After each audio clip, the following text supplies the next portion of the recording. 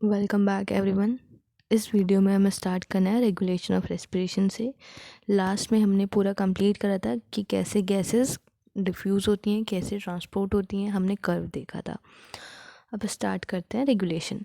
Human beings have a significant ability to maintain and moderate the respiratory rhythm to suit the demand of the body tissue। जो human beings हैं उनके पास एक significant ability है।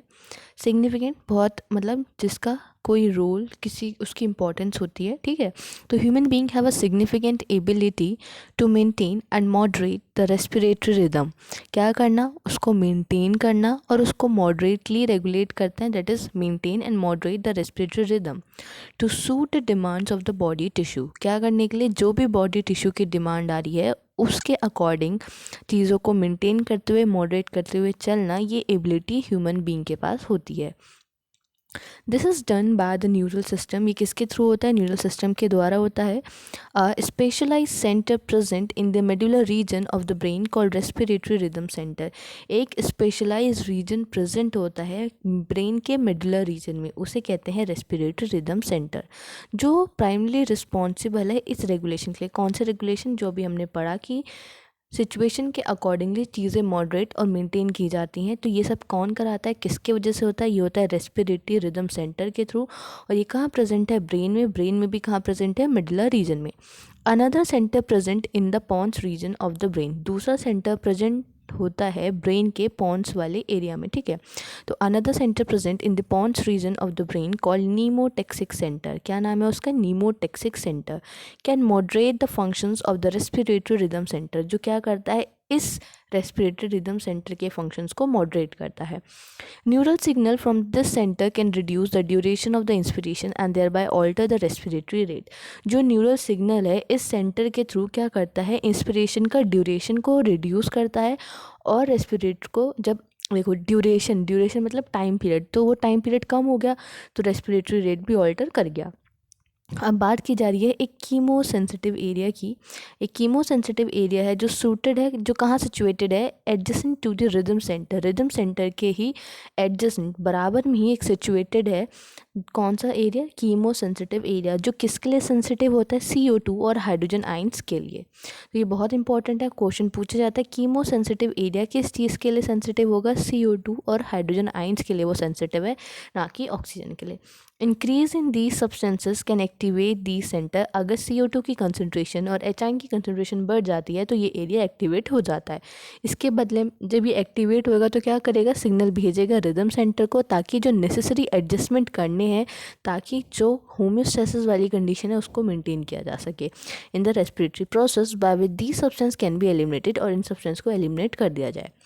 अब receptors associated with the aortic arc and the carotid artery also can recognize changes in CO2 and HI concentration। क्या कह रहे हैं ये कह रहे हैं जो रिसेप्टर्स हैं किसके, आयोटिक आर्क और कैरोटिड आर्टरी के लिए, वो भी रिकॉग्नाइज करते हैं CO2 और HI की कंसनट्रेशन को, और फिर नेसेसरी सिग्नल्स भेजते हैं आगे। कहाँ भेजते हैं, आगे सिग्नल भेजे जाते हैं रिदम सेंटर को, ताकि रेमिडियल एक्शन जो चीज़ है एक रेमिडी की तरह जो काम कर रही है, दैट इज़ रेमिडियल एक्शन। तो वो चीज़ जो हमारी कंडीशन है पहले जैसे रिस्टोर हो जाए। अब लिखा ये लाइन बहुत इंपॉर्टेंट है, ये PYQ में भी पूछी गई है। The role of the oxygen in the regulation of the respiratory rhythm is quite insignificant। क्या कि जो रोल है ऑक्सीजन का इस पूरे रेगुलेशन में, रेस्पिरेटरी रिदम सेंटर जो रेस्पिरेटरी वाला पूरा ये रेगुलेशन चल रहा है, इसको रेगुलेट करने में ऑक्सीजन का रोल बहुत ही कम है, क्वाइट इनसिग्निफिकेंट मतलब जिसकी कोई इतनी महत्व नहीं है, ठीक है। तो role of oxygen in the regulation of respiratory rhythm is quite insignificant. तो ये पूरा रेगुलेशन पढ़ा हमने कि कैसे चीज़ें रेगुलेट होती हैं। अब हम आ गए disorders of the respiratory system पे। क्या डिसऑर्डर्स हैं, अस्थमा क्या है, डिफ़िकल्टी होती है ब्रीदिंग में, जिसके वजह से वीजिंग साउंड आती है, और क्या हो जाता है, इन्फ्लेमेशन हो जाती है ब्रोंकाई एंड ब्रोंक्यूल्स। ये बहुत इंपॉर्टेंट है कि जो अस्थमा है उसमें क्या चीज़ अफेक्ट हो रही है, ब्रोंकाई और ब्रोंक्यूल्स। ये क्योंकि डिफरेंस पॉइंट है, ये पूछा जाता है अस्थमा में क्या अफेक्ट होगा, और कैसी साउंड आती है, वीजिंग साउंड आती है, लाइक विस्लिंग की तरह तुम समझ सकते हो वीजिंग साउंड। नेक्स्ट है एम्फाइसीमा। ये क्या है? एक क्रॉनिक डिसऑर्डर है। क्रॉनिक मतलब लंबे समय से चलने आने वाली बीमारी, क्रॉनिक डिसऑर्डर है। इसमें एल्वुलाई की वॉल डैमेज होती है। एम्फाइसीमा क्या होती है? एल्वुलाई की वॉल डैमेज हो रही है, जिसकी वजह से जो रेस्पिरेटरी सरफेस है, जहाँ पे हमने क्या पढ़ा था, एल्वुलाई क्या है? मेन साइट है एक्सचेंज ऑफ द गैसेस। अब इसकी वॉल डैमेज हो जाएगी, मान लो ये डैमेज वाला एरिया, तो अब जो क्या था, सरफेस एरिया तो कम हो गया ना, डिक्रीज हो गया, जिसकी वजह से क्या है, अब कम O2 और CO2 का एक्सचेंज हो पाएगा, तो इसलिए क्या आने लगती है वहाँ पे? ब्रीदिंग प्रॉब्लम, डिस्पनिया जैसे डिफिकल्टी इन ब्रीदिंग, ये चीज़ें देखने मिलती है। तो एम्फाइसीमा एक क्रॉनिक डिसऑर्डर है जिसमें एल्वुलाई की वॉल डैमेज हो जाती है, रेस्पिरेटरी सरफेस डिक्रीज हो जाता है, और इसका मेजर कॉज होता है सिगरेट स्मोकिंग। जो सिगरेट स्मोकिंग करते हैं या जो स्मोकर्स होते हैं उनमें ये कॉमनली पाई जाती है। और ये कैसा है? क्रॉनिक, क्योंकि एक बार किसी ने स्मोक करा तो धीरे धीरे ही, तो ये एकदम डिसऑर्डर नहीं आएगा, लेकिन जैसे चेन स्मोकर्स हो जाते हैं, जिनको एडिक्शन हो जाता है, जो कंटिन्यू बेसिस पे करते हैं, उनमें ये कंडीशन देखने मिलती है। और तभी ये सब चीज़ें लिखा होता है, these are injurious to health. ठीक है, तो एम्फाइसीमा होती है ड्यू टू सिगरेट स्मोकिंग। फिर चलते हैं occupational respiratory disorder. Occupational respiratory disorder क्या है? ऑक्यूपेशनल रेस्पिरेटरी डिसऑर्डर बेसिकली ऐसे लोगों में देखने मिलते हैं जैसे जो माइंस में काम करते हैं, ऐसी फैक्ट्रीज़ में काम करते हैं, जो पत्थर तोड़ने का काम करते हैं, तो वहाँ पे क्या होता है, जो पार्टिकल्स होते हैं लाइक फाइब्रोसिस, सिलिकोसिस, तो ये पार्टिकल लंग में जाके डिपॉजिट होने लगते हैं। बेसिकली कहाँ? वहाँ पे सरफेस डिक्रीज हो जाएगा फिर से, तो वहाँ ये डिपॉजिट होने लगते हैं। तो पड़ता है इन सर्टेन इंडस्ट्रीज़, स्पेशली कहाँ पे? जो इन्वॉल्व होती है ग्राइंडिंग में, स्टोन ब्रेकिंग में, वहाँ पे बहुत सारी डस्ट प्रोड्यूस होती है। So much dust is produce that जो डिफेंस मैकेनिज्म है बॉडी का, वो फुल्ली कोप नहीं कर पाता इस सिचुएशन से, और लॉन्ग एक्सपोजर के कारण वहाँ पे इन्फ्लेमेशन होने लगता है, और क्या हो सकती है? फाइब्रोसिस होने लगती है। फाइब्रोसिस क्या होता है? Proliferation of the fibrous tissue. Fibrous tissue वहाँ पे क्या होने लगा है? उसमें प्रोलिफरेशन होने लग गया है, दस कॉजिंग सीरियस लंग डैमेज। और क्या होता है? उससे सीरियस लंग डैमेज होने लगते हैं। तो ये इसके अंदर जो सिलिकोसिस, फाइब्रोसिस, ये सब जो आते हैं इसी के अंदर आती हैं, ऑक्यूपेशनल रेस्पिरेटरी डिसऑर्डर्स के अंदर। ठीक है, तो क्या होने लगता है? प्रोलिफरेशन होने लगता है फाइब्रस टिश्यू का, और जिससे सीरियस लंग डैमेज होता है। लंग्स के अंदर मान लो कोई भी ये पार्टिकल है, ऐसे प्रोलिफरेशन का मतलब ये होता है कि किसी चीज़ के अमाउंट में इंक्रीज़ हो जाना, बढ़ जाना। ठीक है, तो वो जमती जा रही है, इकट्ठी होती जा रही है, तो वही है। Worker in such industry should wear the protective mask. ऐसी जगह पे ऐसे वर्कर्स को क्या करना चाहिए? प्रोटेक्टिव मास्क यूज़ करना चाहिए। अब हम चलते हैं समरी पे, क्योंकि हम हर चैप्टर की समरी ज़रूर पढ़ते हैं, क्योंकि वहाँ पे हमें कुछ ना कुछ ऐसी लाइंस मिलती हैं जो आगे मेंशन नहीं होती, और ये बहुत इंपॉर्टेंट पार्ट होता है चैप्टर का भी। Summary: cell utilize oxygen for metabolism and produce energy along with the substance like carbon dioxide which is harmful। जो सेल है यूटिलाइज करता है ऑक्सीजन को मेटाबॉलिज्म के लिए, एनर्जी प्रोड्यूस करता है सब्सटेंस के साथ, ठीक है, उनको यूज़ करके, फिर वहाँ से कार्बन डाइऑक्साइड जिससे प्रोड्यूस होते हैं, ये हार्मफुल होती है। Animal have evolve different mechanism for the transport of oxygen. Animal के पास क्या है? डिफरेंट मैकेनिज्म है ऑक्सीजन को ट्रांसपोर्ट करने के लिए, सेल्स के लिए removal of carbon dioxide from there.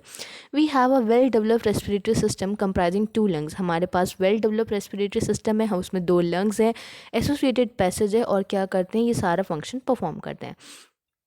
पहला स्टेप क्या होता है रेस्पिरेशन में? Is breathing. The first step in the respiration is breathing, by which atmospheric air अंदर जाती है, उसे इंस्पिरेशन कहते हैं। एल्वुलर एयर रिलीज आउट बाहर जाती है, वो एक्सपायरेशन होता है। एक्सचेंज होता है O2 और CO2 का बिटवीन, कहाँ पे? डीऑक्सीनेटेड ब्लड और एल्वुलाई के बीच में। Transport these are gases through the body by the blood, blood के थ्रू ट्रांसपोर्ट होती हैं। एक्सचेंज होता है O2 CO2 कहाँ पे? ऑक्सीनेटेड ब्लड और टिश्यू और इसके बीच में, और फिर यूटिलाइजेशन होता है O2 का सेल्स के द्वारा।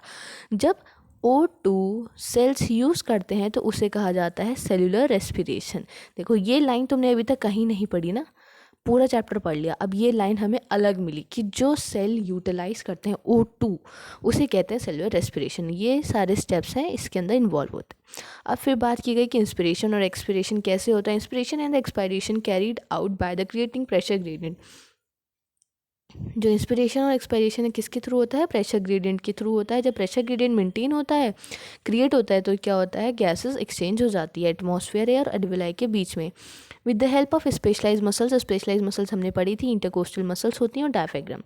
ठीक है, वॉल्यूम ऑफ एयर जो इन्वॉल्व होती है इस एक्टिविटी में हम उसको एस्टिमेट कर सकते हैं स्पायरोमीटर के थ्रू, और उसका क्लिनिकल इंपॉर्टेंस होता है। Exchange of O2 and CO2 in the alveoli and the tissue occurred bye diffusion. Diffusion के थ्रू ही होता है। जो रेट ऑफ डिफ्यूजन है डिपेंड करता है पार्शियल प्रेशर पे, O2 का, CO2 का, और सॉल्युबिलिटी साथ साथ थिकनेस मेम्ब्रेन की क्या है, मतलब डिफ्यूजन सरफेस हमारी वो मेम्ब्रेन जिसकी थिकनेस कितनी थी, less than 1 mm। These factor in our body facilitate diffusion of O2 from the alveoli to the deoxygenated blood as well as the oxygenated blood. ये सारे फैक्टर्स इसीलिए हैं कि जो है गैसेज एक्सचेंज हो जाए किसके बीच में, एल्वुलाई से डीऑक्सीनेटेड ब्लड और ऑक्सीजनेटेड ब्लड से टिश्यू। देखो ये बहुत इंपॉर्टेंट है, ये आगे तुम्हें बहुत ही ऐसे कहीं लाइन मेंशन नहीं की गई है, देखो यहाँ लिखा है। ये फैक्टर क्या करते हैं, फैसिलिटेट करवाते हैं डिफ्यूजन O2 का। बच्चे कंफ्यूज होंगे O2 कहाँ से जाएगी, डिफ्यूजन होगा O2 का एल्वुलाई से किस में जाएगी, डीऑक्सीनेटेड ब्लड में जाएगी, और वहीं से जो ऑक्सीनेटेड ब्लड है वो किसके साथ, टिश्यूज़ में जाएगा। ठीक है। The factor favourable for the diffusion of CO2, जो फैक्टर फेवरेबल होते हैं CO2 के डिफ्यूजन के लिए अपोजिट डायरेक्शन में होती है, that is tissue to alveoli. Oxygen transport होती है मेनली ऑक्सी हीमोग्लोबिन की फॉर्म में एल्वुलाई में, जहाँ पे जो पार्शियल प्रेशर होता है O2 का वो हाई होता है, O2 बाउंड करती है हीमोग्लोबिन के साथ और इजीली डिसोशिएट हो जाती है फिर टिश्यू लेवल पे। टिश्यू पे PO2 लो होगा, PCO2 हायर होगा, एचाइन कंसनट्रेशन हाई होगी, एचाइन कंसनट्रेशन ज़्यादा है मतलब एसिडिक कंडीशन है। ये सब मैं बता चुकी हूँ पहले, आगे जब हमने चैप्टर पढ़ा है। नियरली 70% जो कार्बन डाइऑक्साइड है वो किसके थ्रू ट्रांसपोर्ट होती है, बाइकार्बोनेट के थ्रू होती है with the help of enzyme carbonic anhydrase. जो 20 से 25 कार्बन डाइऑक्साइड है, 20 से 25% जो कार्बन डाइऑक्साइड है हमारी, उसे कौन लेके जाता है, हीमोग्लोबिन के साइड बाइंड करती है और क्या बनाती है, कार्बो हीमोग्लोबिन बनाती है, कार्बोमाइनो हीमोग्लोबिन। इन द टिश्यू जहाँ पे PCO2 हाई है और वो बाउंड कर जाती है ब्लड के साथ वहाँ पे एल्वुलाई में, और PCO2 लो है और PO2 हाई है वो रिमूव हो जाती है फिर ब्लड से। ये सब हम पूरा पढ़ चुके हैं कैसे क्या पूरा प्रोसेस चलता है।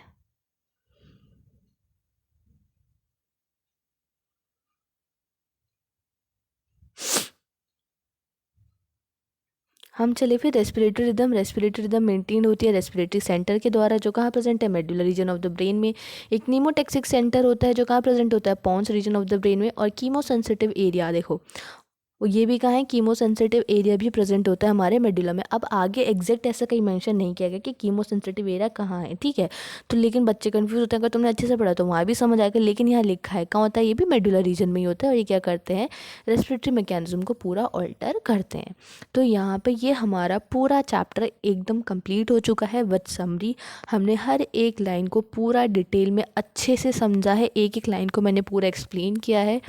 इन केस तुम्हें तब भी कोई डाउट है, कोई लाइन नहीं समझ आती, तो तुम कमेंट में मेंशन कर दो, मैं उसको दोबारा समझा दूंगी उस लाइन को पूरा। या तुम, बहुत सारे बच्चे मुझे DM भी करते हैं, DM कर दो, वहाँ पे भी मैं बच्चों के डाउट क्लियर कर देती हूँ। तो इन केस नहीं आती कोई समझ तो तुम पूछ सकते हो, ये नहीं कि मैं नहीं बताऊँगी।